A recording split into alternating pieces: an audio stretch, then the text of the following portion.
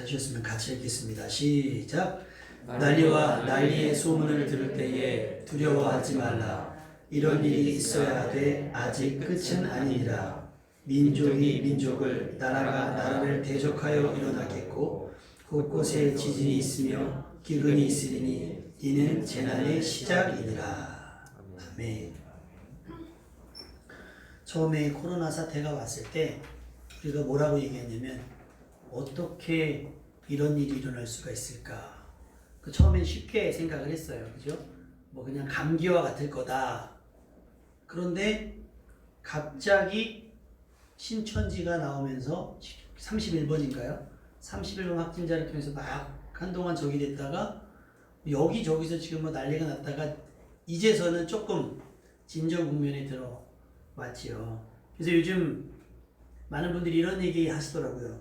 특히 목사님들이 언제까지 그러면 언제까지 우리는 온라인 예배를 드려야 하냐? 학원들은 언제까지 문을 닫아야 하냐? 도대체 언제까지? 언제까지 마스크는 쓰고 다니지? 라는 이야기들을 합니다. 만약에 죽을 때까지라고 한다면 여러분은 어떤 대책을 갖고 계십니까? 만약에 이것이 끝나지 않고 매년 이런 상황들이 반복된다고 한다면 뉴스 보셨죠? 이거 항체도 생기지가 않는데요. 100명 걸리면 고작 4명 정도밖에 또 걸릴 수 있다는 거거든요. 만약에 이런 일들이 코로나의 사태가 계속 반복되어진다고 한다면 여러분은 어떤 대책을 가지고 계십니까? 이러다 말겠지가 아니라 오늘 말씀의 제목처럼 만약에 이 상황이 끝이 아니라 이제 시작이라고 한다면 여러분은 이 어려운 시기를 어떤 방법으로 어떤 지혜로 이겨나가시겠습니까? 사실 우리는 우리에게 일어나는 불행을 막을 방도가 따로 없어요. 부모라도 자식의 불행을 막아줄 수가 없고요. 선생이라고 제자들의 불행을 막아줄 수가 없습니다. 그저 견디는 것 뿐이에요. 그저 이 불행이 짧게 끝나기를 바랄 뿐입니다. 우리가 욥기서를 보잖아요. 욥기에 일어났던, 욥에게 일어났던 끔찍한 사건들은요, 순식간이고 연속적으로 일어났더라고요. 하루아침에 재산이 다 날아가고요. 자식들이 다 죽습니다. 그리고 자기도 병이 듭니다. 재산을 잃어도 막 한강에 뛰어들잖아요. 자식을 잃어도 평생 한이 되고 자식을 잃어버린 분들은 지금도 찾고 계시잖아요. 수십 년이 흘렀어도 찾고 계신 것처럼 그 불행을, 그 아픔을, 그 상처를 치유하지 못해서 그냥 이겨내며 사는 거예요. 소위 말해서 죽지 못해 살아간다라고 하시는 분들도 있다는 거예요. 욥은요, 스바 사람들이 욥의 재산을 빼앗고 종들을 죽였습니다. 또 하나님의 불이 하늘에서 떨어져 양과 종들을 살라버렸어요. 이 이야기가 다 하기도 전에 갈대아 사람들이 낙타를 빼앗고 종들을 죽입니다. 그런데 거기서 들에서부터 갑자기 불어온 거친 바람이 욥의 자녀들이 모여있던 곳에 기둥을 쳐가지고 압살을 당하고 말아요. 이쯤 되면 맨정신으로 살아갈 수 있겠습니까? 이쯤 되면요, 생각만 하면 졸도해야 되고 생각만 하면 실성해야 되는 거예요. 사실은 우린 막 지갑만 잃어버려도요, 안절부절하고 막 세상의 모든 불행이 제일 큰 것처럼, 근데 전 재산이라니까요. 내 아이들 전부라니까요. 내 아이가 다치거나 내 아이가 아프게만 해도 소름 끼치도록 싫은데 그 아이들을 하루아침에 다 잃는다고 생각해 보세요. 그런데 이 모든 일이 끝이 아니라 또 다른 뭔가가 시작이 되는데 자기 몸이 병들기 시작을 하죠. 이 모든 일을 함께 지냈던 와이프가, 아내가 욥에게 와서 이제는 그 지경이 되니까 하는 말이, 이쯤 되면 하나님을 욕하고 죽는 것이 낫지 않겠느냐라고 얘기를 합니다. 그 정도로 상황은 절망적이었고 상태는 최악의 상황이었습니다. 그럼에도 불구하고 욥은요, 자기에게 남아있는 힘, 자기에게 남아있는 일말의 믿음을 가지고 뭐냐면 하나님을 입술로도 원망하지 않았다 그래요. 많은 분들이 그래요. 언제까지 이렇게 해야 되느냐? 그러면서 뭐 중국을 막았어야 되냐는 둥, 막 그래요. 마스크를 그렇게 하면 되냐는 둥, 많은 이야기들을 합니다. 그런데 우리가 출애굽의 역사를 통해서 배워야 될 건 뭐냐면, 여러분, 많은 말들은 길이 되지 못하고요, 많은 말들은 답이 되지 못해요. 출애굽하는 동안 이스라엘에게요, 얼마나 많은 말들이 있었겠습니까? 꼭 그 길로 가야 되냐? 홍해 앞에 갔더니 왜 하필 이 길이냐? 애굽이 더 낫지 않냐? 라는 얘기가 나올 정도예요. 어떤 상황과 맞닥뜨릴 때마다 이스라엘 백성은 불평하고 원망이 있어요. 그 성경은 하나님을 시험했다라고 이야기합니다. 그 결과가 뭐예요? 하나님의 진노지요. 하나님의 불이 임해서 사람을 살리기도 하고 땅이 입을 벌려 불평하고 원망했던 사람들, 선두에 섰던 사람들을 삼키기도 했습니다. 만약에 우리의 불평이, 우리의 불행이, 우리가 불행하다고 느끼는 것들이 욥만큼의 불행이라고 한다면 충분히 그럴 수 있어요. 우리의 고단함이 광야에서의 고단함이라고 한다면 충분히 이해할 수 있을 것 같습니다. 그런데 우리의 불평, 우리의 원망이 얼마나 유치한 일들에 대한 것들인지 생각만 해봐도 우리는 알 수 있어요. 그리고 그것으로 우리의 믿음이 얼마만큼인지 알아볼 수가 있어요. 안타깝지만 지금 이 상황들을 핑계와 변명으로 삼으시는 분들이 솔직히 많이 있습니다. 교회마다. 불편을 감수하고 많은 사람들이 시선을 감수하고 지금 교회 나오신 분들도 있고 아이들 때문에 혹은 지병 때문에 어쩔 수 없이 가정에서 예배드리는 분들 미련한 분들입니까? 아니에요. 어떻게든 그 상황 속에서 이런 모든 상황 속에서 하나님을 예배하고 찬양하기 위함일 겁니다. 그렇죠? 그런데 어떤 분들은 그런 거예요. 내가 교회 안 가려고 안 가는 게 아니라 내가 예배 안 드리려고 안 드리는 게 아니라 상황이 그래서 가지 말라잖아. 정말 안 갑니까? 사람 많은데?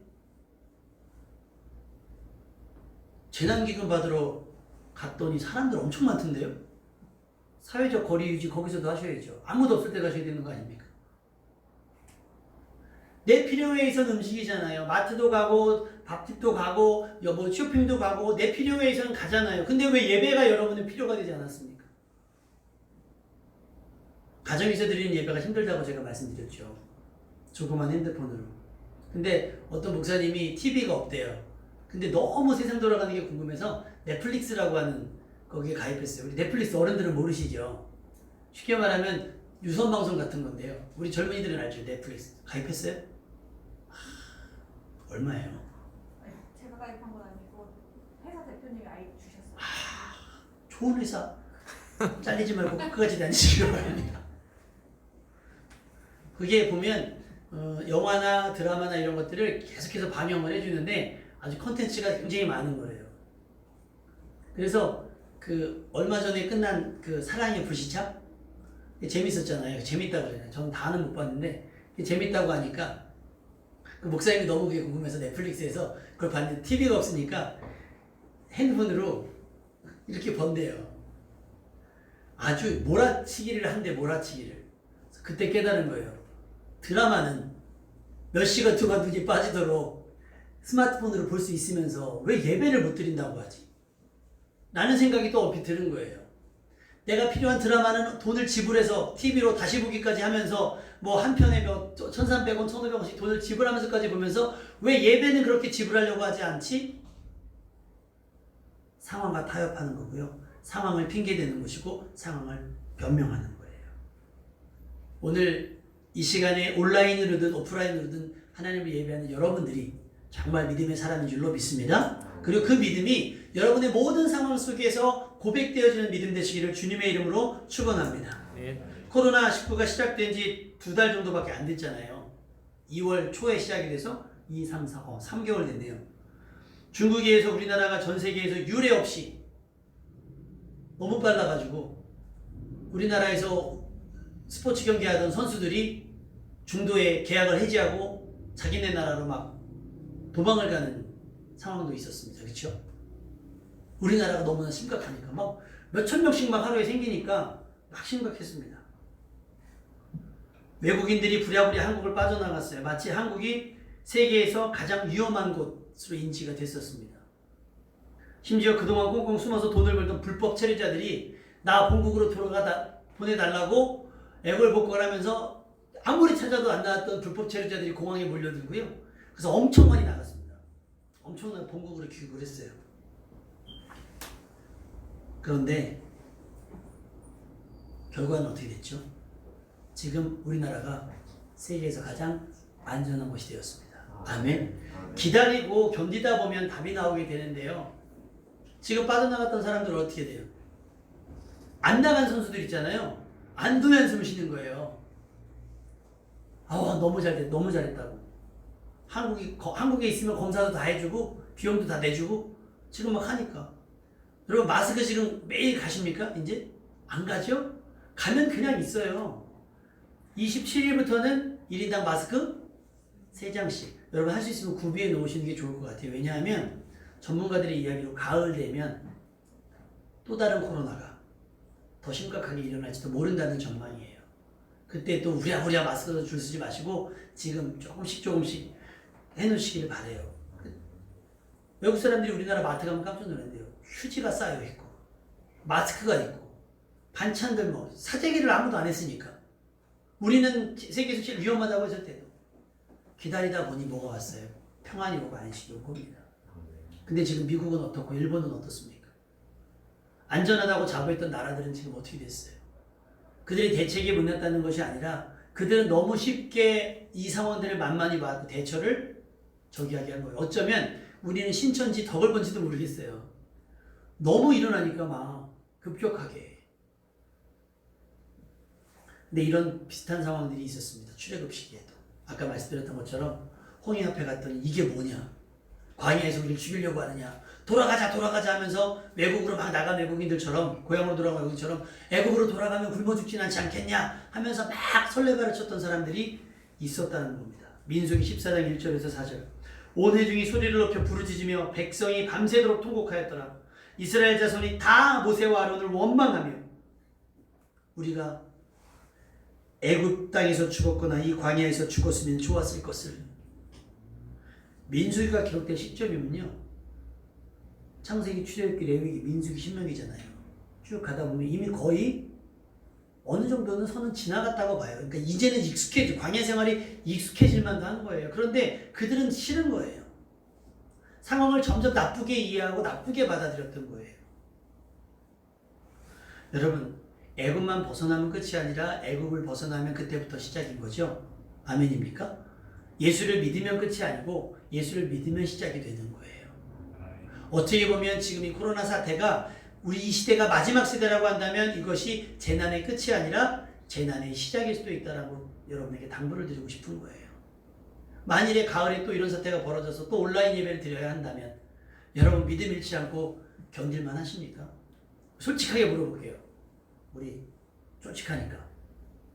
예배 안 드리니까 편했어요? 불편했어요? 솔직하게. 편했어요. 우리 동생 예배 안 드리니까. 그죠? 그리고 만약에 근데 예배 안 드렸는데 지나가다가 막 넘어지거나 막 나한테 소위 말해 재수없는 일들이 일어나면 예배 안 드려서 그런가 라고 생각했지만 사실은 여러분 4달 동안 특별한 문제 없으셨잖아요. 그럼 무슨 생각이 들겠어요? 예배 안 드려도 뭐 별반? 이런 생각이 들 수도 있다라고 하는 거예요. 그렇게 우리는 사람이 나태해지고 안일해지는 거예요.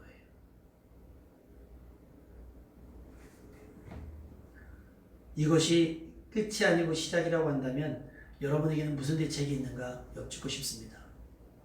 우리 7절 말씀 한번 다 읽어보겠습니다. 7절 말씀 시작. 난리와 난리의 소문을 들을 때에 두려워하지 말라. 이런 일이 있어야 하되 아직 끝은 아니니라. 난리와 난리의 소문이 전쟁만은 아닐 겁니다. 그렇죠? 이런 소문들이 들려올 때, 근데 지금 이거는 소문만이 아니잖아요. 실제 사건 뉴스잖아요. 지금 제일 예민한 뉴스가 뭐게요? 북한의 김정은이 죽었나 살았나가 제일 궁금한 거예요. 근데 지금 이 상황 되면요, 뭔 일이 있긴 있는 것 같아요. 근데요, 되게 웃긴 게 예전에 김일성 죽었을 때 혹시 기억나세요? 그때 전쟁 나는 줄 알았습니다.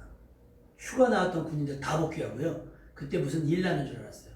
그러니까 김일성이 한번 놀라더니 김정일 때는 좀 덜 놀라고요. 지금은 저 소위 말해 죄송합니다 이런 표현 써서 저 뚱뚱한 사람이 살았나 죽었나 우리에게 그게 중요하잖아요. 뭐가 있으니까 우리에게 코로나 때문에 어떤 사건이 발생하고 그 일들로 세상에 문득 정신이 없을 때 우리는 할 수 있다면 차라리 침묵하는 게 나옵니다. 말 섞지 마세요. 뭐 정부가 어떻게 됐다. 여러분 지금 질병관리본부 사람들 있잖아요. 월급도 삭감했다면서요. 그렇게 일하는 사람들이 어디 있습니까? 그 간호사들 보세요. 여기 막 반창고 붙이고 막 난리예요. 그렇게 우리는 마주치기도 싫은 그 사람들. 우리는 그래서 안 나가잖아요. 근데 그분들은 매일매일 환자들을 마주해야 되는 상황이잖아요. 자칫하면 자기도 걸릴 수 있는. 그렇게 일하는 분들도 있고요. 그렇게 사투하시는 분들도 있는데 우리는 그냥 여기 서가지고 위험하지도 않으면서 막 말로 그렇게 은혜를 쏟지 않았으면 좋겠습니다. 그냥 잠잠히 견디세요. 그리고 우리가 할 수 있는 일들을 하면 좋을 것 같아요. 현장에서 목숨을 걸고 자신의 청춘과 일세 걸고 몸부림치며 상황을 이겨내는 분들도 있잖아요. 그러니 그들을 훈수하려고 하지 말고요. 가만히 그들을 응원했으면 좋겠습니다. 이스라엘 백성들에게 출애굽이 끝이 아니라 이제 가야 할 길 앞에 서게 됐던 것처럼 우리에게도 아직 가야 하고 넘어야 할 산과 같은 일들이 남아 있습니다. 아직 끝이 아닌 거예요. 많은 이야기들이 막 들려오고 그것이 우리를 불안하게 하고 그것을 우리를 걱정스럽게 하지만 그것이 뭐라고요? 아직 끝이 아니라는 거예요. 이것만 견디면이 아니라 이제부터 시작이니까 이걸 이겨내야만 다음 코스로 가는 거예요. 여러분 게임도요 코스를 갈수록 쉬워져요, 어려워져요? 난이도가 어려워집니다. 고난도 마찬가지예요. 난이도가 점점 어려워지지 쉬워지지 않아요. 우리 8절 말씀 읽어보겠습니다. 시작. 민족의 민족을 나라가 나라를 대적하여 일어나겠고 곳곳에 지진이 있으며 기근이 있으리니 이는 재난의 시작이라. 이제 재난이 시작인 거고요. 혹 13절 말씀 펴줄 수 있습니까? 교수님 13절 말씀 읽겠습니다. 시작.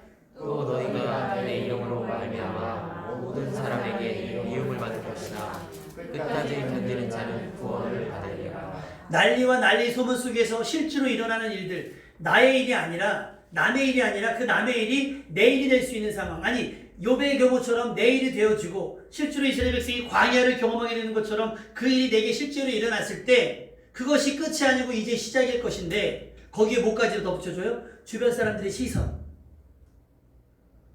너 그러고도 기도할 거야? 너 그러면서도 예배 드릴 거야? 뭐가 나아졌다고? 네가 하나님 섬기는데 뭐가 나아졌다고? 하면서 그들의 비아냥거림과 그들의 시비가 계속 될 겁니다. 어떻게 해요? 모든 사람에게 미움을 받을 것인데 어떻게 된다고요? 끝까지 견디는 자는 구원을 받으리라는 거예요. 끝까지 견디는 자들이에요. 끝까지. 유튜브에서 재미있는 영상을 하나 봤습니다. 중장거리 달리기를 막 해요. 근데 그걸 하다 보면 그 스타트가 좋은 사람이 있고 스포트가 좋은 사람이 있어요. 스타트는 처음부터 막 뛰어나가는 사람이고요. 스포트는 뒤처지는 듯 같은데 따라잡는 힘이 있는 마지막에 힘을 내는 사람이에요. 막 가다가 1등으로 계속 1등으로 달리는 사람이 있었습니다. 얼마 안 남았어요. 100m 남았을까?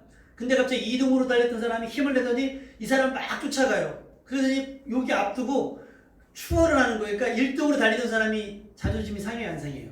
기분이 좋아요, 나빠요? 나쁘니까 날 추월하는 그 사람 뒤통수를 뛰다 말고 그냥 가기니까 이 사람은 맞아서 더 빨리 들어갔어요. 맞아서 더 빨리. 그러니까 자기는 힘대로 하는데 얘가 추월해 가니까 뭐가 자존심 상하고 막 어떻게 안 되니까 화가 나니까 이를 때려버리는 거예요. 때려버리니까 이 사람이 푸다닥고 들어가서 1등을 하고 이 사람은 2등을 했어요. 여러분 생각을 해보십시오. 이 사람 10m 전까지 몇 등 했어요? 1등이에요. 근데 결과는 어떻게 됐어요? 2등이에요.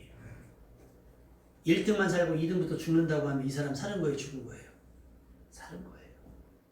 실제로 자기가 1등인 줄 알고 착각하다가 실수해서 넘어진 사람들 되게 많습니다. 사이클 선수가요. 막 가다가 단독 1등이었어요. 막 가다가 단독 1등이니까 어떻게 해요? 두 손 놓고 타는 거잖아요.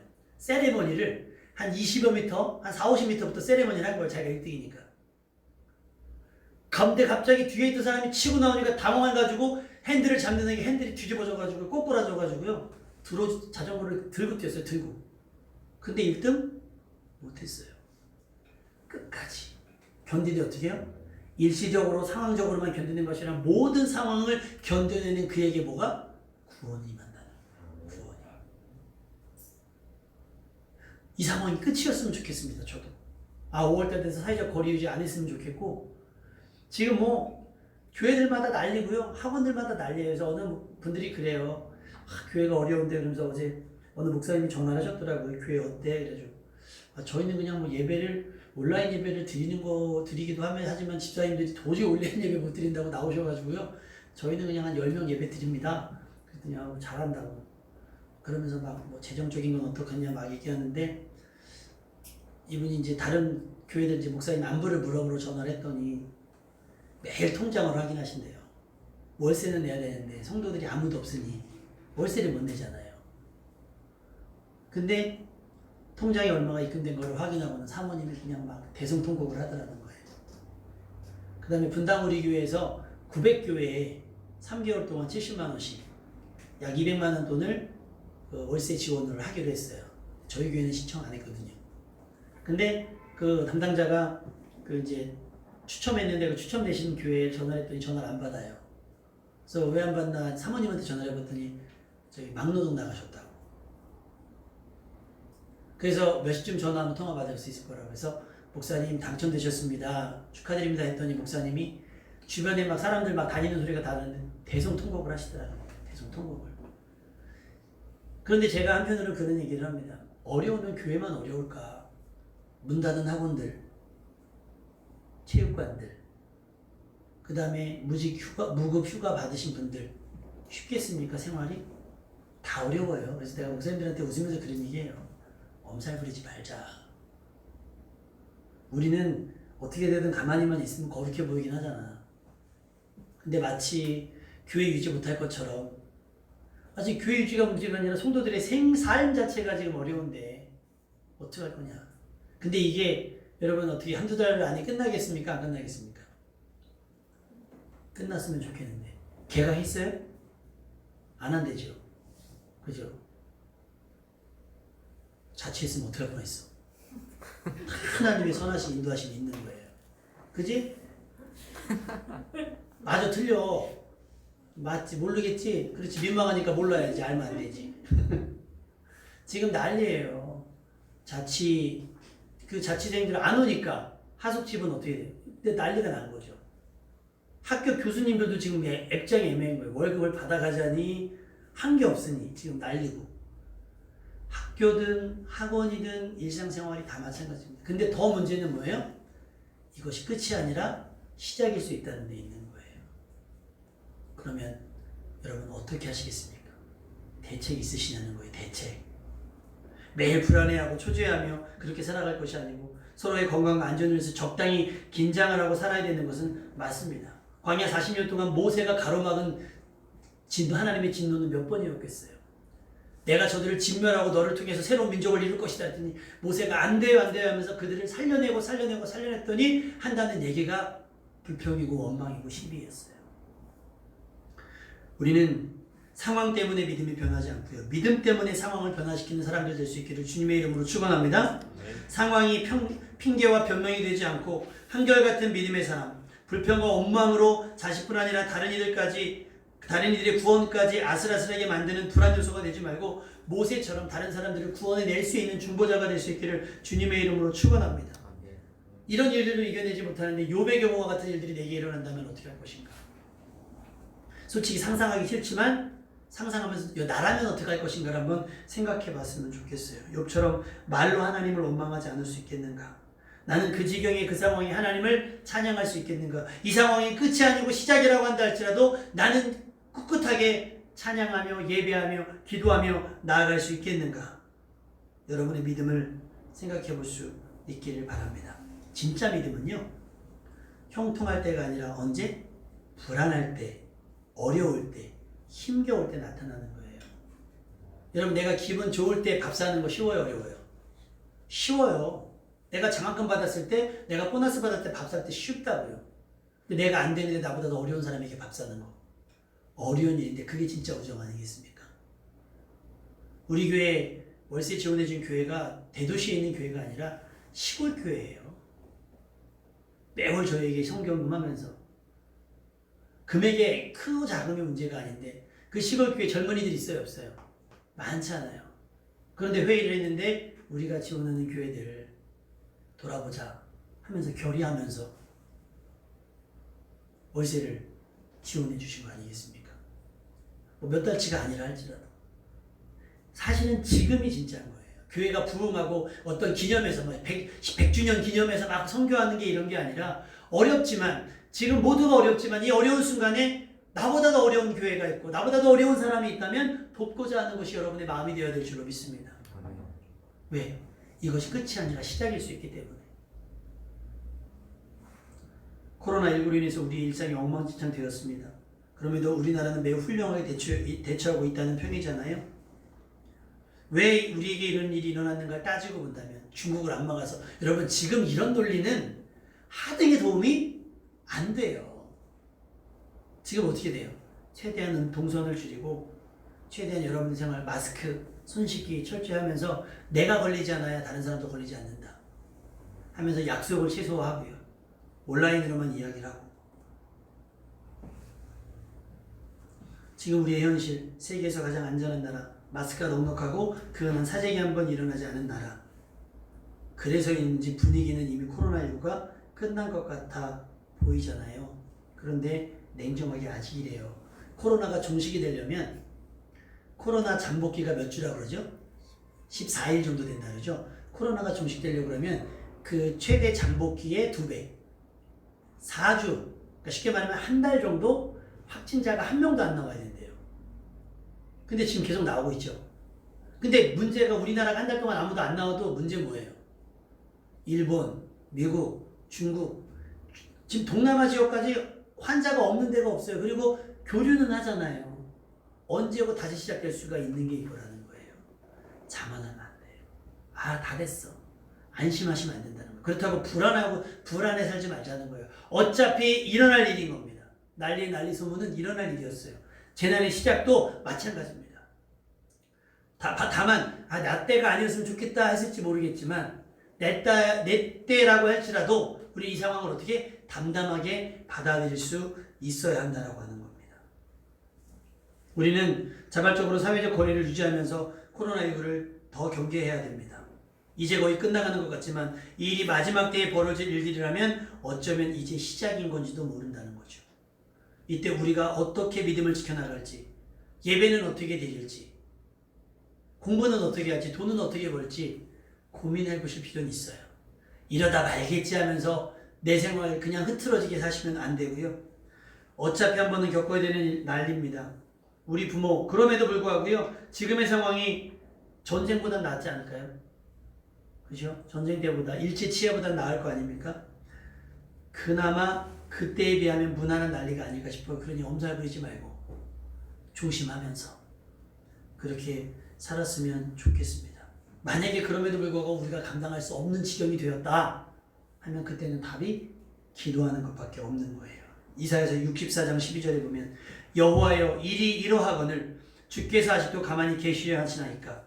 주께서 아직도 잠잠하시고 우리에게 심한 괴로움을 받게 하시려나이까 라고 물으며, 이제 하나님 움직이셔야 되는 거 아닙니까? 이제 하나님 일하셔야 되는 거 아닙니까? 하나님 이제 이것이 끝나야 되는 것 아닙니까? 라고 하나님께 부탁하고 하나님께 의뢰한다면 이것이 시작일지라도 끝이 되는 역사가 일어나게 될 줄로 믿습니다.